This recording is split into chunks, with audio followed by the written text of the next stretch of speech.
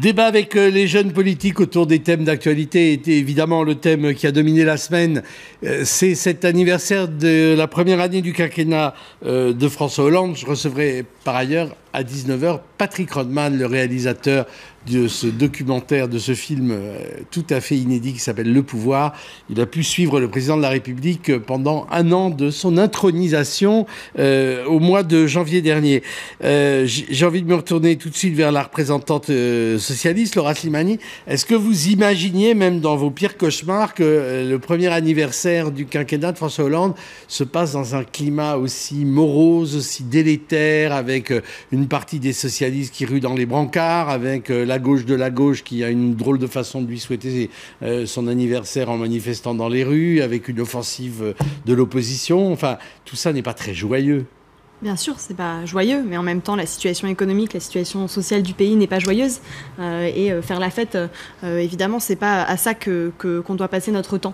Donc voilà, après, moi je pense qu'il faut jamais oublier et toujours rappeler, et c'est pour ça aussi qu'on est là, ce qui a été fait pendant un an par ce gouvernement, puisqu'il y a eu quand même l'encadrement des loyers très rapidement, les 150 000 emplois d'avenir qui sont arrivés également, des postes qui ont été créés dans l'éducation nationale, dans la police, dans la justice. Et puis évidemment, la bataille pour l'emploi, eh bien, elle est rude, elle est difficile parce qu'on a une droite qui nous a détruit quand même plus d'1 million d'emplois, notamment dans l'industrie pendant un grand nombre d'années, et puis parce qu'il y a une offensive des conservateurs et des libéraux à l'échelle européenne, et c'est pour ça aussi que le front il est à l'échelle de la France, mais également à l'échelle européenne.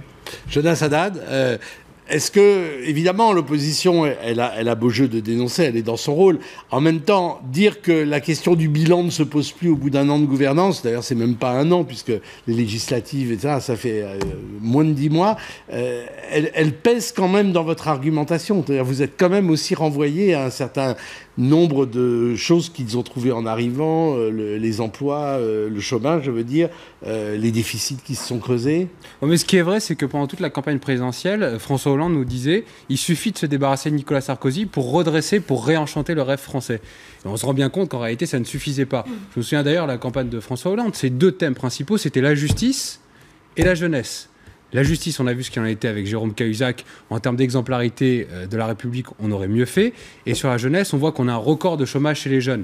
Donc ça, c'est pas quelque chose qu'on peut imputer à la droite. Il avait promis sur la justice, ça s'est effondré. Il avait promis sur la jeunesse, ça s'est effondré. Donc à un moment, quand on gouverne un pays, c'est pas le cas des gens qui sont avec Jean-Luc Mélenchon, mais quand on gouverne un pays, quand on est aux responsabilités, on assume ses responsabilités. Si on considère qu'il y a beaucoup, qui a été fait, on assume le fait qu'il y a aussi eu beaucoup d'échecs, c'est-à-dire 1, le record de chômage, 2, la récession, et 3, le record de chômage chez les jeunes, qui est juste gravissime parce qu'on n'a plus d'espoir collectif. Parce que quand vous étiez au pouvoir, peut-être que les jeunes, ils subissaient pas 2 fois plus que l'ensemble des générations le chômage. Oui, mais nous, on ne leur mentait pas avec des emplois d'avenir. On ne disait pas que 150 000 emplois d'avenir, ça allait résoudre le problème du chômage des jeunes. Ça ne résout pas le problème du chômage des jeunes, mais ça crée de proposé l'emploi, l'apprentissage, l'alternance, ce qui marche en Allemagne, tout simplement.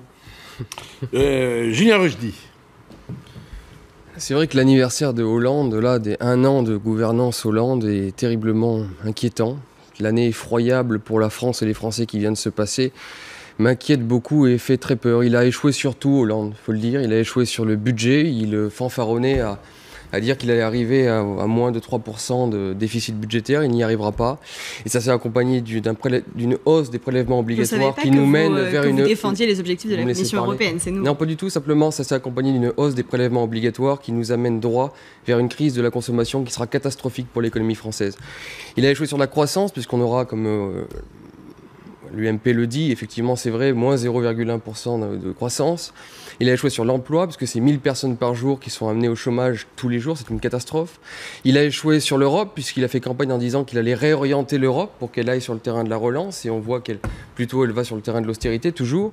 Il a échoué sur les jeunes, parce que tout ce qu'il a proposé à la jeunesse, c'est des emplois jeunes de Jospin, un ressuscité des emplois jeunes qui n'avaient pas marché. Donc, quand on regarde un petit peu la seule catégorie de population qui peut être encore contente de l'élection de François Hollande, c'est l'intérêt LGBT au final, grâce au mariage homosexuel. Tout ce qu'il aura réussi à faire, c'est un mariage homosexuel qui aura divisé la France, alors même qu'il disait qu'il allait être le président qui allait la rassembler. Donc en tout et pour tout, il a échoué, et je crois que sa cote de popularité en est la conséquence, puisqu'elle est nulle, et je crois qu'il en souffrira beaucoup. Le drame dans l'histoire, c'est que la France en souffre autant, et c'est bien pire. Manon Guenot. Justement, ce qu'il ne faut pas oublier de rappeler, c'est qu'on est dans un contexte aujourd'hui historique, un contexte inédit de crise économique, où des gens qui n'ont pas été élus, qui sont le MEDEF, qui sont Laurence Parisot, qui sont les actionnaires, aujourd'hui disent on ne va rien lâcher, qui refusent tout compromis aujourd'hui, qui veulent faire main basse sur les salaires, qui organisent des plans sociaux. Aujourd'hui, la France est le théâtre, le triste théâtre de milliers de suppressions d'emplois, etc. Et qu'est-ce qu'ils nous expliquent? C'est qu'on ne va rien lâcher. Et c'est en nous permettant, dans le cadre des régressions de réforme du travail, c'est en nous permettant de liquider plus facilement des emplois qu'on va créer des emplois, et c'est en nous permettant d'embaucher les jeunes en les sous-payant et avec davantage de contrats précaires qu'on va sortir les jeunes de la précarité. Aujourd'hui, François Hollande, il est face à ce choix-là historique, celui de continuer à céder à la pression des marchés financiers. Est-ce que depuis un an, il y cède, d'après vous?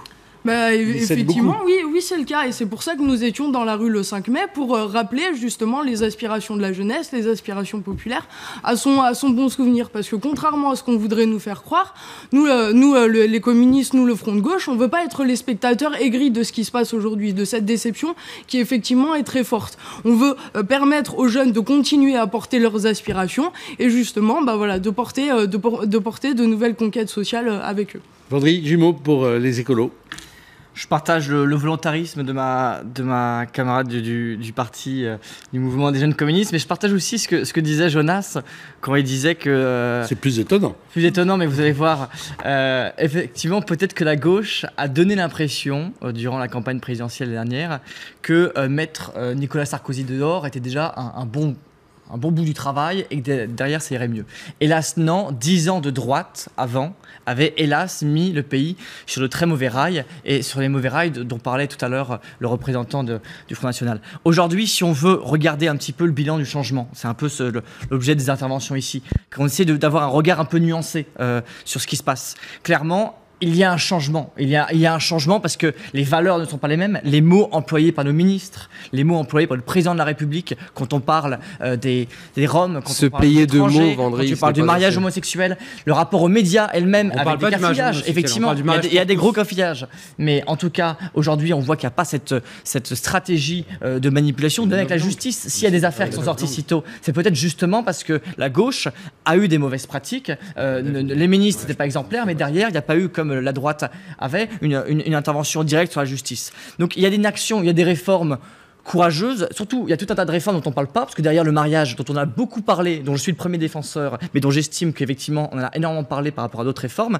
il y a d'autres choses qui sont menées dans le champ de l'éducation. C'était la priorité ou pas? Dans le champ de la jeunesse, même si je doute de l'efficacité, notamment des contrats d'avenir, mais en tout cas, on ne peut pas dire que rien n'est fait. Par contre, je partage avec vous un certain nombre d'inquiétudes.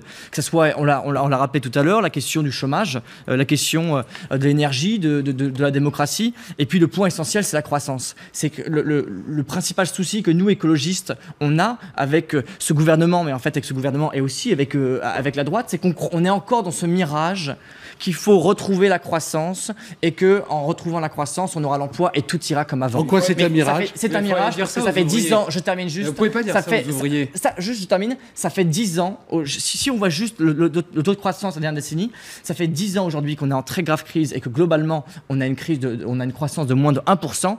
Et croire alors que un certain nombre de ressources s'épuisent, que le centre de gravité de l'économie mondiale se déplace vers l'Asie et que on perd une partie de nos emplois et notre avantage comparatif, croire que la France et l'Europe peut rester avec ce modèle économique et faire de la croissance, c'est faux. Il faut changer justement, et voilà le cap que nous on propose, c'est justement un changement économique autour de la transition, parce que si l'Europe et la France sont capables de changer le modèle économique et de s'adapter aux nouvelles contraintes, à ce moment-là, on sera peut-être capable de reprendre le devant et d'arrêter ce sentiment de déclin que certains de nos compatriotes ressentent. Jonas.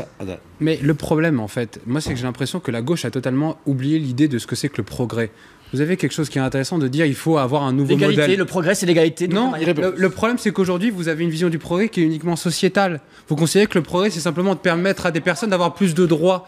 Et vous croyez plus au progrès technique, vous croyez plus au gaz de schiste, vous croyez plus à la capacité. Non, c'est vrai. Vous mettez des précautions sur l'ensemble des choses. Oui. Et donc, en réalité, le vrai problème, c'est que la gauche a tourné le dos au progrès pour faire le droit aux minorités. Et ça, c'est un problème parce que vous ne faites plus République. Et c'est bien ça le problème, c'est que les gens aujourd'hui ont conscience que la gauche lui a menti parce qu'elle lui a expliqué que le progrès, ça ne consistait qu'en du progrès sociétal. Et on est arrivé au bout du progrès sociétal. Et qu'est-ce que c'est le progrès? C'est l'obsolescence programmée, c'est l'exploitation des gaz de schiste, c'est la pollution, c'est les perturbateurs endocriniens qui font qu'aujourd'hui il y a une augmentation des cancers. Je crois que vous vous trompez tous le débat. C'est la vision que vous avez du progrès aujourd'hui va à l'encontre du bien vivre et de l'égalité sur l'ensemble. Non, vous êtes pour la décroissance. À l'échelle mondiale.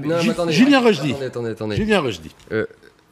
Le débat qui s'est porté sur des questions sociétales, c'est simplement parce que Hollande n'a aucun pouvoir aujourd'hui sur l'économie française. Il ne peut rien faire à part une toute petite marge de manœuvre sur le budget et sur la fiscalité. Il ne peut plus rien faire. Donc effectivement, la seule façon qui lui restait pour se faire passer pour un homme de gauche pseudo-progressiste, c'était de donner des droits à des minorités, et d'ailleurs des minorités qui ne le demandent sans doute même pas, des lobbies. Voilà. Donc vu qu'il n'a aucun pouvoir sur le social, excusez-moi, la gauche est au pouvoir. Là, oui, la gauche est au pouvoir. Le chômage explose, vous n'avez aucun pouvoir. Tant que vous ne protégez pas l'économie française par un protectionnisme, tant que vous ne faites pas un plan de relance qui vous est aujourd'hui interdit par l'Allemagne et la Commission européenne, vous êtes là, pieds et mains liés. Et parce que vous avez abdiqué sur tout, vous essayez de diviser les Français sur des questions sociétales qui n'apportent rien, parce et que qui poussent le pays à la catastrophe. Quand Hollande, moi, je veux reprendre le pouvoir. Quand Hollande hausse le ton vis-à-vis de l'Allemagne, vous l'entendez d'un bon œil? Quand un chat miaule, vous appelez ça hausser le ton, vous rigolez. Moi, je me rappelle d'une époque où le général de Gaulle, par exemple, pour avoir les accords de Luxembourg en 63, avait fait la politique de la chaise vide. Voilà ce qu'était un homme courageux. Vous croyez qu'Hollande aurait ce courage-là? Non, il passe son temps hommage national. J'aimerais quand même pouvoir revenir sur 2-3 petites choses, parce que dire que François Hollande n'agit pas à l'échelle européenne, c'est totalement ignoré. Il a signé le traité sans changer une seule virgule. Je vais vous dire ce qu'il a fait. François Hollande a obtenu de la part de la Commission européenne un délai de 2 ans pour atteindre les 3%. François ne me Hollande tuez pas tout de suite. La taxe sur les transactions financières que Nicolas Sarkozy avait fait miroiter sans jamais l'obtenir. François Hollande a obtenu un pacte la dernière cigarette du condamné à l'échelle européenne. Et nous, en tant que jeunes socialistes, ce que nous voulons aujourd'hui, c'est que le Parlement européen n'accepte pas que le budget européen soit en baisse, parce que c'est ça qui détruit l'Europe. Et ce qui détruit l'Europe aujourd'hui, vous pensez réellement que les auditeurs, les gens qui nous regardent ont conscience que François Hollande pèse en Europe? Mais bien vous le pensez sincèrement? Eh bien oui, parce que quand on prend de l'argent sur les finances publiques, quand on prend de l'argent sur les finances publiques, il a autour de lui des personnes qui étaient et qu'on les met sur un pacte, de compétitivité, et qu'on met 42 milliards dans la banque publique d'investissement pour investir chaque année sur l'emploi, et qu'on instaure un pacte pour investir 20 milliards dans la transition énergétique et dans le numérique. Excusez-moi, mais ce n'est pas abdiqué. Ça, c'est pas européen. Non, ce n'est pas européen. François Hollande n'a plus le leadership européen que Nicolas Sarkozy avait. C'est faux, c'est faux. Il a réussi à l'échelle européenne. Sur d'autres sujets, je suis désolé, moi, la dernière fois aux élections européennes, les gens nous disaient Nicolas Sarkozy a réussi sa présidence de l'Union européenne parce qu'on avait réussi à politiser l'Europe. Le problème, c'est qu'aujourd'hui, effectivement, il y a une abdication vis-à-vis de la politique, parce qu'effectivement, vous laissez filer un endettement. Et quand on parlait tout à l'heure de la capacité des marchés à reprendre le dessus sur la politique, bien évidemment, quand on laisse filer l'endettement, ce sont les marchés qui tiennent la France. Et le problème, c'est que la gauche est totalement dans le laxisme budgétaire et elle laisse les marchés financiers avoir le pouvoir. Marion Guenaud. Le tout est de savoir quelle société on veut, quelle société on propose au peuple de France. On nous dit aujourd'hui compétitivité, coût du travail, etc. Vous n'entendez pas du peuple de France. Mais aujourd'hui, effectivement, on fait du dumping social en disant en Inde, en Chine, etc. Il y a des gens qui travaillent pour 1 euro de l'heure. Est-ce que c'est ce qu'on veut? Est-ce qu'il faut demander très clairement aux salariés de ce pays, est-ce qu'ils veulent se tuer à la tâche pour 1 euro de l'heure? Ou est-ce qu'on leur dit la vérité? Est-ce qu'on leur dit que c'est précisément avec les politiques d'austérité qu'on a tué la compétitivité? La compétitivité en France, on la tient à quoi?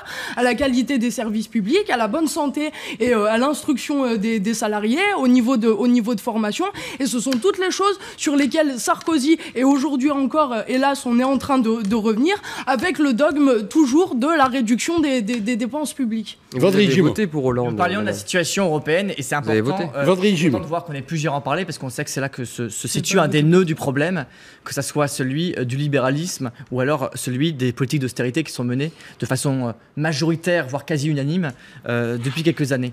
La politique de la chaise vide dont parlait Julien Rochdy, je crois qu'effectivement il la connaît bien, c'est effectivement ce que fait Marine Le Pen au Parlement européen où elle n'est pas très active. Et pour revenir sur le cœur du sujet, effectivement, les échéances européennes, il y a les élections en Allemagne. Les élections en Allemagne qui ont lieu en septembre et qui sont l'occasion peut-être de changer le rapport de force en Allemagne, puisque les sondages le montrent, il y a une possibilité en cas d'alliance entre les Verts et le SPD de changer la majorité en Allemagne. Et ensuite, il y a ensuite les élections européennes en mai-juin 2014 et qui sont clairement l'occasion. Il y a déjà eu un revirement, si vous suivez un petit peu l'actualité, quelques semaines.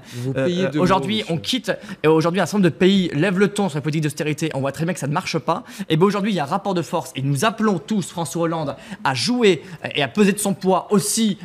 Quel poids aussi faible qu'il soit, mais en tout cas, il en a un. La France reste la deuxième puissance européenne. Mais il ne l'incarne pas. Il n'est en pas tout la cas, France. aujourd'hui, même si la France portait une voix isolée et n'a pas su se faire entendre après son élection, aujourd'hui, il y a un contexte qui est plus favorable et qui doit mener en 2014 à un rééquilibrage en faveur d'une politique de relance. La parole sera alors à Slimani pour le Parti Socialiste, mais ce sera après le rappel des titres, dans la partie 2 de l'émission.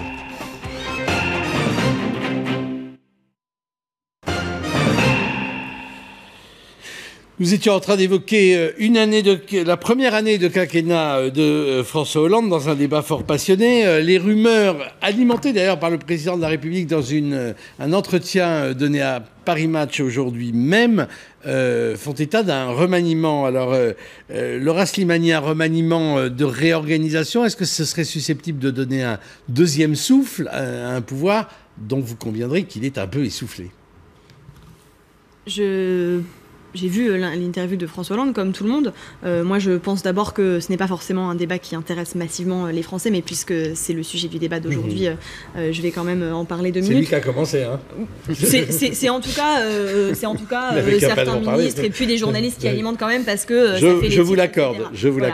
Mais moi, je pense que ça n'intéresse pas massivement les Français. Il y aura peut-être un remaniement, peut-être pas. Ce qui intéresse les Français, c'est d'avoir un gouvernement où il y ait moins de couacs tous les jours, ou quasiment. Vous dites des couacs, mais moi je pense que c'est normal qu'il y ait des débats dans un gouvernement à partir du moment où ils sont tranchés et où il y a un cap qui est clair. Le cap, il est fixé par le président de la République, il est transmis également par le Premier ministre. La question de la composition du gouvernement, c'est pas moi qui vais la trancher ici, ça sera fait. Mais est-ce que vous trouvez que ça pourrait être un petit électrochoc dans l'opinion, ou ce serait seulement une mesure technique de réorganisation ? Je pense que les Français attendent un peu plus et n'attendent pas forcément un remaniement. Ils attendent bien que les résultats de l'action du gouvernement sur l'emploi se fassent sentir. Ils attendent que les jeunes, effectivement, vivent mieux. Il y a eu l'encadrement des loyers, mais on peut aller plus loin avec l'allocation d'autonomie. On a vu également que la semaine dernière, il y a eu les premières sanctions qui sont tombées à l'encontre des entreprises qui ne respectent pas l'égalité salariale entre les femmes et les hommes. Bien, moi, je pense que ça change la vie des Français, ça change la vie des Françaises, et c'est une bonne chose. Donc, ils attendent plus cela qu'un remaniement qui viendra, et finalement, c'est pas vraiment... Dernière question avant de laisser la parole à vos camarades, mais le président va s'exprimer jeudi en conférence de presse. Est-ce qu'il ne ferait pas bien de trancher d'un certain point de vue, ou en tout cas d'éclairer notre lanterne sur, on le sent bien, il y a 2 sensibilités très contradictoires dans ce gouvernement. Je ne dirais pas de ligne politique, mais quand il y a un clash entre Montebourg et Moscovici, c'est pas seulement une question de personnalité, c'est aussi une question de sensibilité politique, de politique économique. Est-ce qu'à un moment donné, il ne faut pas trancher cette ambiguïté qui fait qu'un coup, on fait plaisir à sa gauche et de l'autre, on fait plaisir à son aile libérale, social-libérale. François Hollande avait... Rarement on fait plaisir à sa gauche. François Hollande avait dit lors du discours du Bourget qu'il n'y avait pas qu'une seule politique possible. Et moi, je pense qu'il n'y a pas qu'une seule politique possible. Nous, on essaie de pousser pour un certain nombre de mesures. Donc c'est dur d'en faire 2 différentes à la fois. Exactement, mais il y a plusieurs solutions à des problèmes. Voilà. Et quand on décide, quand le gouvernement décide de donner raison, effectivement, à Arnaud Montebourg sur la question de Dailymotion, eh bien c'est une chose qui est importante pour nous. Et moi, je pense qu'effectivement, notre rôle, c'est aussi d'essayer d'aiguillonner un petit peu le gouvernement. C'est ce qu'on a fait le week-end dernier, notamment sur l'augmentation des salaires et des bas salaires, parce que c'est ça qui peut aussi faire revenir l'économie sur les rails. Jonas Haddad, l'opposition est dans ce rôle en faisant les gorges chaudes sur tous ces couacs et ces tensions internes. En même temps, quand on regarde l'histoire de votre formation politique, les gouvernements auxquels elle a été associée, qu'elle a souvent dirigés, quand il y avait des gaullistes quasi nationalistes ou patriotes d'un côté et des centristes totalement européens de l'autre, il y avait aussi un grand tirage, et vous n'y voyiez pas à l'époque beaucoup de désavantages. Donc c'est aussi une tradition politique d'avoir ces tensions-là à l'intérieur d'un gouvernement. C'est une tradition politique, mais je pense qu'au-delà de cela, le remaniement dont on parle, c'est tout simplement le remaniement de François Hollande. Les Français, ils savent très bien que dans la Ve République, c'est le président de la République qui décide. Et ils savent très bien que c'est lui qui a la capacité à trancher. Prenez un exemple. La semaine dernière, il fait les assises de l'entrepreneuriat. J'ai dit, moi, pour ma part, que je m'en félicitais parce qu'il prenait à bras-le-corps ce problème de l'entrepreneuriat parce qu'on avait des problèmes de création d'entreprises dans notre pays. Le lendemain même, il fait passer une loi sur la fermeture des sites et sur la façon dont on encadre ça. Et donc, en fait, c'est un président qui est en train de zigzaguer entre Arnaud Montebourg avec la cafetière et la marinière et Pierre Moscovici qui a envie de parler aux grands argentiers du monde.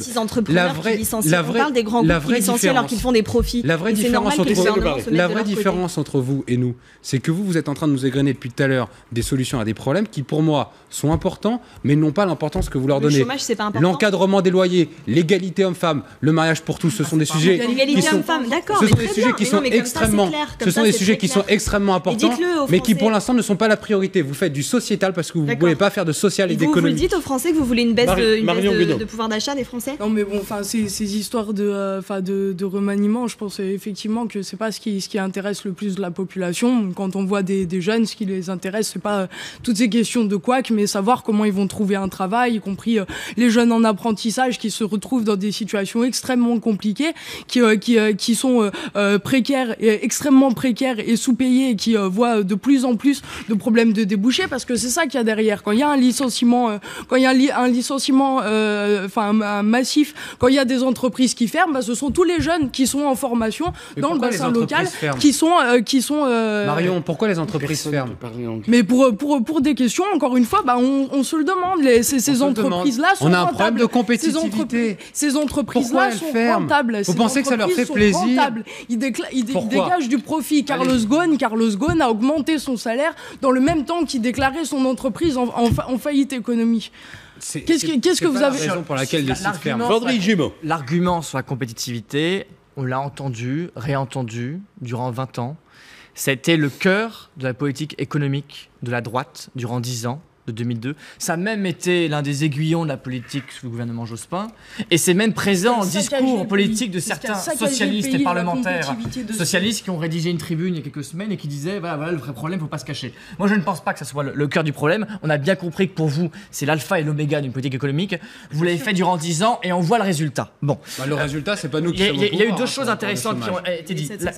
La présence de débat, le fait qu'il y ait des couacs, Michel Phil en parlait, et le fait qu'à droite, il y avait aussi des sensibilités différentes, mais qu'on ait peut-être l'impression qu'il y ait moins de couacs. La différence, c'est qu'à droite, il y avait un chef. Et qu'en gros, il y a une culture politique où le chef décide et on ferme sa gueule. À gauche, c'est un petit peu différent. Et moi, je me réjouis qu'il puisse y avoir. Et chez les écolos, c'est encore plus différent même que. C'est encore pire. Mais je peux terminer. Sous Mitterrand, il y avait un chef. Mais si à un moment donné, il est possible d'avoir des débats entre les ministres et avoir différentes lignes, c'est bien. Par contre, le vrai souci, c'est qu'il manque un cap. Un cap clair. Vous avez parlé effectivement qu'il y aurait deux lignes, notamment deux visions d'une politique économique, alors que sur la ligne des aspects sociétaux, je pense qu'il y a une très large majorité au sein de la majorité, que ce soit les socialistes, les écologistes ou même les communistes et le front de gauche. Ce qui est important, c'est au niveau de la politique économique, on a besoin d'une ligne, on a besoin d'affirmer un cap, et ce cap-là, il doit évoluer parce qu'aujourd'hui, il n'est pas clair. Et clairement, s'il y a un échec du gouvernement dans les mois à venir, plus qu'une crise politique, c'est même la confiance qu'auront les Français dans la capacité de l'État à réagir, et personne n'a intérêt à un échec du gouvernement actuel. Sinon, les Français, en plus de s'éloigner des hommes et des femmes politiques, ce qu'on voit sur le terrain, en plus, ils s'éloigneront, ils n'auront plus confiance en l'État et en la puissance. Julien Rochdy. C'est pas un remaniement de personnes que l'on doit faire, c'est un remaniement d'idées. Voilà. Moi, je regarde et je me dis que les idées qui président aujourd'hui au destin de la France sont à peu près les mêmes, peu ou prou, qui dirigent un petit peu l'esprit français depuis 20 ans. Alors, ils veulent plus de fédéralisme européen, ça ne marche pas, mais ils en veulent plus. Ils veulent plus de... Ils ne combattent pas le néo-capitalisme financier actuel qui donne le pas de la finance sur l'entreprise. Voilà, c'est ce qu'ils dirigent actuellement. Ils veulent plus d'immigration, c'est 200 000 par an, c'est la même politique que sous Sarkozy d'ailleurs. Plus de laxisme, plus toutes les idées dominantes qui président notre pays. Excusez-moi, non. Aussi, vous Hollande a dit... C'est beau concept. Alors répondez-moi, monsieur. Hollande ne fait-il pas la même politique d'immigration que Sarkozy? Certainement pas. Exactement. 200 000 personnes qui rentrent par an. J'invite tous les spectateurs à regarder. Voilà. Alors, Je prends l'exemple de la circulaire Guéant sur les étudiants étrangers. Exactement la même chose. Il s'était opposé. Non, il mène la... Hollande mène la même politique que la droite. Maintenant, laissez-moi répondre. C'est faux. À la gauche. C'est exactement ça. Laissez-moi répondre à la gauche. Vous n'êtes plus au pouvoir. Mais soyez heureux, il mène exactement la même politique. Vous répondez pas à la circulaire Guéant. Elle n'a pas été appliquée, elle a été enlevée, je vous signale. Donc ne me dites pas n'importe quoi, elle n'a pas été appliquée. Julien Rogier a la parole. Donc laissez-moi parler. C'était sur les étudiants, c'est pas ce qu'il y a de pire en France aujourd'hui, les étudiants, c'est le regroupement familial et en l'occurrence, il fait exactement la même politique que vous. Vous êtes d'accord que c'est pas la même chose? Donc je disais que les idées qui dominent actuellement sont les mêmes depuis 20 ans peu ou prou, et c'est des idées qui nous mènent à la catastrophe. Chaque année que Dieu fait, c'est toujours pire aujourd'hui en France, et c'est les mêmes idées. Et aujourd'hui, Benoît Apparu a déclaré qu'il faudrait faire un gouvernement gauche-droite. Et effectivement, vu qu'ils vivent et qu'ils baignent dans le même esprit culturel et politique, on pourrait effectivement faire un gouvernement, un remaniement. On pourrait faire un remaniement, une nation bicéphale, Sarko-Hollande, ça pourrait être sympa. On verrait que finalement, il y aurait la même politique européenne, la même politique au niveau budgétaire et fiscal. Puisque les deux sont anti-européens, absolument pas. La question n'est pas de savoir comment les rassemblements des Français ont sanctionné 50 ça vous arrange de dire ça. Justement, si les Français ont sanctionné, et y compris massivement les jeunes, ont sanctionné 5 ans de politique de Sarkozy, c'est justement pas pour qu'ils fassent la même chose. Donc le débat n'est pas là de savoir comment rassembler, etc. La question est de savoir comment on sort de cette situation. Et là-dessus, il n'y a pas de compromis possible, et y compris, c'est pas moi qui le dis, c'est Laurence Parisot, elle dit tout le temps rien lâcher, on ne va rien lâcher, etc. sur la sécurité sociale, sur les retraites, sur les salaires, etc. Et donc du coup la question est de savoir comment on remet les aspirations populaires au cœur de ça. Il ne pourrait pas y avoir de véritable moralisation politique si on ne fait pas de la politique avec les gens, si on ne leur permet pas de décider sur leurs conditions de travail, si on ne leur donne pas la possibilité. Sur la question des licenciements boursiers, un cas très précis, ça peut arriver effectivement qu'une entreprise soit effectivement en situation d'échec, soit effectivement en situation de déposer le bilan. Eh bien, les salariés, au lieu d'être pris à la gorge comme aujourd'hui, on leur envoie les CRS, on en fait des criminels, etc. La solution, c'est de leur donner, toute la possibilité d'avoir leur mot à dire, parce que ce sont eux qui font vivre l'entreprise, ce sont eux qui produisent des richesses.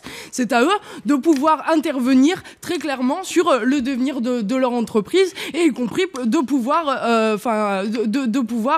du coup avoir un mot à dire sur leurs droits, ce qui n'est pas forcément le cas aujourd'hui. Moi, j'aimerais la parole est à la défense. J'aimerais quand même revenir sur quelque chose qui s'est passé là, qui était intéressant, c'est de voir une espèce de compétition pour savoir qui laissait le moins d'immigrés rentrer en France. Voilà. Donc c'est bien, vous avez des trophées, vous êtes contents. Les immigrés qui rentrent dans notre pays. Mais je ne sais pas pour moins de vous vous moquez vraiment. Qui caractérise ce qu'est la gauche aujourd'hui. Moi, il y a quelque chose sur lequel je voudrais revenir, c'est la question de l'union de la gauche. Et effectivement, je pense que la gauche, elle est bonne que quand elle est unie. Et c'est pour ça qu'aujourd'hui, pour nous, c'est difficile et la situation, elle est compliquée. Mais en tout cas, la gauche, elle a été unie sur un projet de loi récemment, sur le projet de loi mariage pour tous, n'en déplaise à certains qui sont en face de moi. Moi, j'aimerais bien, et moi, j'attends les communiqués de presse des jeunes de l'UMP, mais j'ai compris que vous aviez un souci de leadership en ce moment, donc vous ne faites pas de communiqué de presse. Mais qui dénonce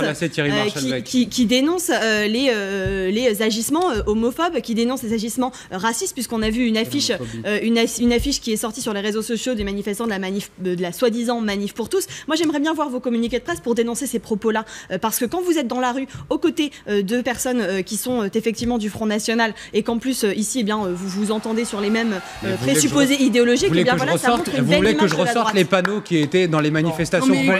J'applaudis parce que la gauche a fait son tour de passe-passe préféré. On lui parle d'économie, on lui parle de social, elle nous parle de racisme. Mais justement, en parlant d'économie... Messieurs, dames... Non mais on a été traité d'homophobes quand même là. Faut quand même remettre les choses dans leur contexte. Nous attaquer d'homophobes alors que nous on a simplement une conception qui est différente de la famille qui est la vôtre, c'est-à-dire d'imposer des enfants dans un couple homosexuel. Moi je ne suis pas homophobe et je suis très solide là-dessus, et vous ne verrez pas passer par des gens qui sont des homophobes. C'est un scandale ce que vous êtes en train de dire là. Vendry Jumeau. Dire quoi? Vous êtes cathophobe, hétérophobe parce que vous êtes contre l'église, c'est un scandale que de dire ça. Vendry Jumeau, on se calme. Mais une minute, jusqu'ici, un point commun qu'on a tous autour de cette table, c'était, on parlait des problèmes que traverse notre pays, et notamment notre génération. Aujourd'hui, quand on le voit, c'est clairement... La gauche a fait son tour de passe-passe préféré. Julien, quel espoir c'est possible d'avoir pour nos générations? Et ce qui est important, c'est qui, aujourd'hui au pouvoir, peut changer les choses. Aujourd'hui, désolé, mais à l'Assemblée nationale, le Front National n'existe pas. Donc déjà, et en plus on n'a pas les mêmes valeurs, donc déjà ça résout les choses. Laura parlait de l'union de la gauche. Eh bien, je pense qu'il y a un moment donné où la responsabilité et le cap que doit fixer le président de la République, c'est justement sur un certain nombre de réformes, pourquoi pas changement des institutions de la République, même si c'est pas forcément prioritaire. Ensuite, sur l'emploi et le modèle économique. Ensuite, sur la fiscalité, il y a des vraies marges de manœuvre et on ne peut pas dire qu'aujourd'hui on soit pieds et poings liés comme le Front National essaie de faire croire. Aujourd'hui, la responsabilité de François Hollande, c'est très simple, c'est de se créer les majorités avec des centristes, on ne sait jamais, les écologistes, souvent, je l'espère, et pourquoi pas les communistes et le parti de gauche. Et en fonction des sujets, de même que comme on fait au Parlement européen et aussi en Allemagne, essayer de dégager des majorités pour faire passer des réformes qui répondent aux aspirations des Français. Voilà le souhait et voilà la démarche constructive qui doit être la nôtre, celle de nos partis politiques et celle des mouvements de jeunesse, qu'elles soient aussi ceux de gauche et de droite. Si vous voulez vous aussi, participer à des réformes, que l'écologiste se soit récupéré uniquement sur la majorité de gauche. Pourquoi vous imposez aux gens d'être dans une majorité de gauche? Je viens d'ouvrir la démarche, pourquoi pas à la droite, si vous souhaitez partager des réformes. Je suis pas sûr que Marion Guenaud sera de cet avis quand même. Non mais je voulais juste répondre quand même à la question sur le sociétal. Moi je suis pas pour ces divisions sociétales, économiques. Comment? Les femmes c'est pas le salariat, les homosexuels c'est pas le salariat, les étrangers c'est pas le salariat. Mais c'est vous qui le dites en disant on fait du sociétal au lieu de s'occuper des vrais problèmes. Et soit dit en passant, vous étiez où quand on manifestait contre la casse de notre système de retraite? Vous faites partie de ceux qui nous ont traités de casseurs. Vous étiez où quand on a manifesté? Quel est le rapport là? Je n'arrive pas à comprendre le rapport. Parce que nous justement, où êtes-vous? Où est-ce que vous êtes à part dans ces manifestations soi-disant manifestations pour tous? Où est-ce qu'on vous voit? Est-ce qu'on vous voit devant les usines aux côtés des salariés avec nous? Est-ce qu'on vous voit aux côtés des travailleurs? Je vais vous répondre pour le Front National et Marine Le Pen. On est souvent à la sortie des usines. Et on aimerait venir parfois à certaines manifestations lorsque effectivement. Mais votre modèle c'est Margaret Thatcher. Vous avez rendu hommage à Margaret Thatcher. Puisque vous l'interpellez, il va vous répondre. Je veux dire, il arrive parfois que l'on aimerait descendre dans la rue pour défendre des salariés qui sont Marion, s'il vous plaît, de façon injuste. Mais j'aimerais que vos espèces de gorilles de la CGT, ce sont des ouvriers. Ce sont des ouvriers, même s'ils ne vous plaisent pas. Qui nous mettent dehors avec violence. Voilà. On parle des salariés 2 secondes. Vous pouvez pas vous empêcher de vomir votre mépris face à leurs organisations. Pour défendre les valeurs aussi, car ça va ensemble, effectivement. Alors, est-ce que ça va calmer le jeu? C'est pas sûr. On va aborder le 3e thème. Est-ce que Nicolas Sarkozy a des chances, ou a des risques, j'imagine de ce côté-là, de faire son retour sur la scène politique? Il laisse filtrer un certain nombre d'indiscrétions. De Las Vegas, c'est peut-être pas le meilleur endroit, mais en disant, finalement, la situation est telle que je serais peut-être amené à revenir plus vite que prévu. Enfin, cela dit, si on prend le symbole aujourd'hui, François Hollande qui fait 8 mai, il n'y a personne sur les Champs-Élysées parce que le président n'arrive pas à rassembler. En termes de symbole, c'est quand même pas mal. Nicolas Sarkozy,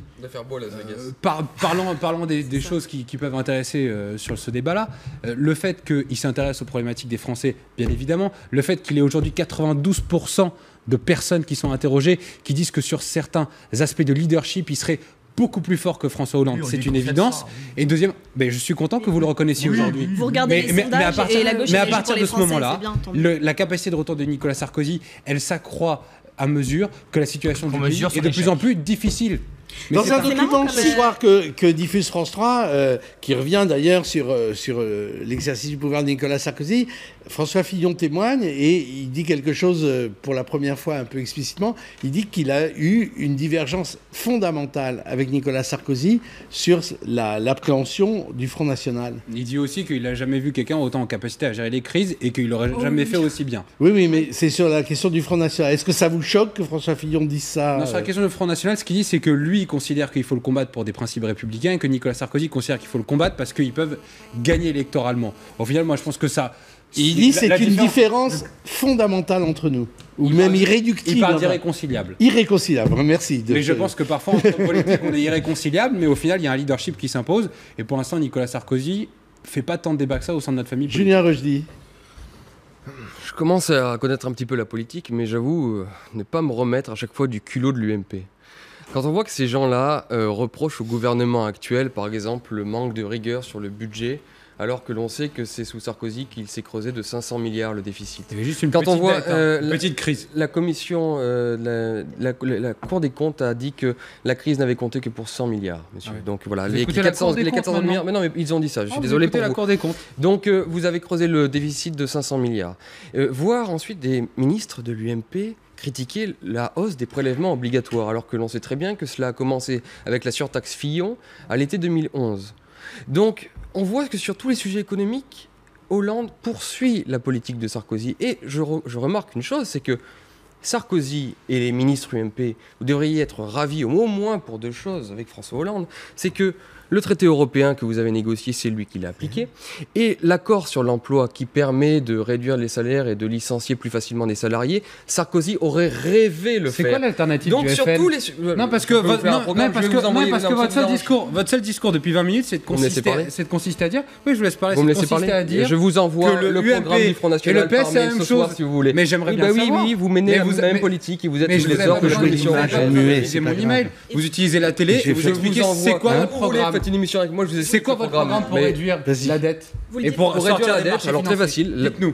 Non mais déjà d'une, je réponds pas à vos questions, mais nous avons tout un projet de monétisation. Le débat, c'est pas entre vous, c'est sur Nicolas Sarkozy. La Banque de France, il y en a plein. J'aimerais terminer sur le sujet plutôt que d'être coupé. Attendez, j'aimerais terminer là-dessus quand même, parce que je suis coupé, parce que ça n'arrange pas monsieur à côté. Effectivement, simplement pour dire que Nicolas Sarkozy, on parle de son retour, mais il manque pas de culot, parce que sur énormément de plans, l'insécurité, ça continue pareil, le laxisme, l'immigration, la politique économique, c'est exactement la même, à quelques nuances près. Donc Sarkozy, la même chose qu'Hollande, donc il n'a pas à faire son euro aujourd'hui, c'est exactement le même. Eux, ils parlent de fascisme et d'homophobie quand ils savent pas quoi dire, et vous vous rapprochez UMP et PS. Je vous parle vous avez de des techniques qui sont des grosses ficelles quand même. Vous dites que ça fait pas longtemps que la politique, mais vous faites des grosses ficelles de politique, de vieux politiques. En tout cas, excusez-moi, je vous interromps, je voudrais qu'on passe les images. Là, c'est en direct de Cleveland. Vous savez que Amanda Berry, l'une des 3 victimes des présumés ravisseurs, les frères Castro, celle qui a prévenu un voisin pour qu'il alerte la police, maman d'une petite fille de 6 ans, revient dans sa famille. Vous voyez le contexte dans lequel on lui fait fête, des ballons partout, et sans doute va-t-il y avoir une déclaration. Je vous laisse écouter les premiers mots, on y reviendra dans le journal de 18h. All you have done for us throughout the past 10 years. Please respect our privacy until we are ready to make our statement. And thank you. Voilà, écoutez, on y revient évidemment dans le journal de 18h plus longuement. Excusez-moi de vous avoir interrompu. À vendredi. Très rapidement, sur Nicolas Sarkozy, qui est l'une des seules personnalités politiques, moi, qui me crée un sentiment très négatif, même si on ne faut pas mettre trop d'affect en politique, lui est capable. Je voudrais juste rappeler qu'il y a quand même un petit obstacle à son retour en politique, en dehors de son bilan qui est quand même assez désastreux, mais il y a toujours l'excuse de la crise qui permet d'eux. Il faut aussi rappeler qu'il y a quand même 4 affaires derrière lui. D'abord l'affaire Karachi des sous-marins sur le financement de la campagne de Balladur. L'affaire Bettencourt sur laquelle effectivement il y a un non-lieu, mais on attend toujours une décision de justice. L'affaire Kadhafi sur le financement de sa campagne de 2017. Non mais attendez. Et c'est en cours. Vous étiez les premiers à dire que Cahuzac, à partir du moment où il y avait des soupçons, il devait prendre de la distance. Je termine juste une chose. En plus, voilà, juste aujourd'hui, il y a des enquêtes sur 4 affaires, Karachi, Bettencourt, Kadhafi, et ensuite on va faire des sondages de l'Élysée. 4 affaires en cours. Quand on voit là, à quelle vitesse la justice, maintenant qu'elle est un peu plus libérée et qu'elle a il y a moins d'intervention du ministre de la Justice, on est un peu plus capable, peut-être, on verra si dans quelques mois, quelques années, si Nicolas Sarkozy est toujours a toujours la possibilité de revenir en politique. Marion Guenaud, on l'a pas entendu, sur le retour de Sarko et Laura Dombou. Juste, je me demande dans quelle mesure tout ça peut pas nourrir, y compris le désespoir, de cette part quand même importante de la jeunesse qui a sanctionné sa politique, et y compris, qu'on le veuille ou non, sa politique a été sanctionnée. Sa politique du chômage, des injustices, sa politique de chasse des étrangers, elle a été... Oui, mais il n'est pas condamné à vie. S'il tente son retour politique, il a le droit. Y compris à l'heure... Oui, non, mais n'employez pas des mots dont 17 mesures d'exception. 17 mesures d'exception sous Nicolas Sarkozy, oui, effectivement. C'est pas une chasse, c'est un scandale ce que vous dites. Et y compris s'il y a de la... Bien sûr, il y a la même politique qui est menée en ce moment. S'il y a de la déception qui est menée est aujourd'hui, s'il y a de la déception qui est forte aujourd'hui chez les jeunes de ce pays, c'est que la rupture n'est pas assez claire. Et donc ça n'est pas pour revoir, y compris Nicolas Sarkozy, qui aujourd'hui a donné des conférences à Goldman Sachs, etc. Alors en tant que représentant des intérêts populaires, on a déjà mille fois vu mieux. Et donc vraiment, enfin, on aspire vraiment, enfin, et c'est pour ça qu'on donne nous des grands rendez-vous dans des assises citoyennes, du coup, dès le 16, parce que justement, on aspire au retour du peuple dans la phrase, politique. Laura Slimani, sur le retour éventuel de Sarkozy. Une phrase, ce sera la dernière phrase. Le retour de Nicolas Sarkozy, moi j'estime juste que la manière dont c'est fait, ça prouve le profond mépris qu'il a pour les Français qui ont quand même voté hyper majoritairement pour qu'il ne soit plus au pouvoir en 2012. Donc voilà, l'UMP regarde les sondages, la gauche agit, mais moi je voudrais juste dire que demain on a des jeunes socialistes français qui vont aider leurs camarades allemands à faire campagne pour le SPD et que c'est aussi comme ça qu'on transformera l'Europe et qu'on la permettra. Et vous serez cocu encore une fois. Mesdames, messieurs, merci. C'est Valorant de Saint-Just, candidat à la mairie de Paris pour le Front National, qui répondra à mes questions du oui-non à 18h30 après le grand journal.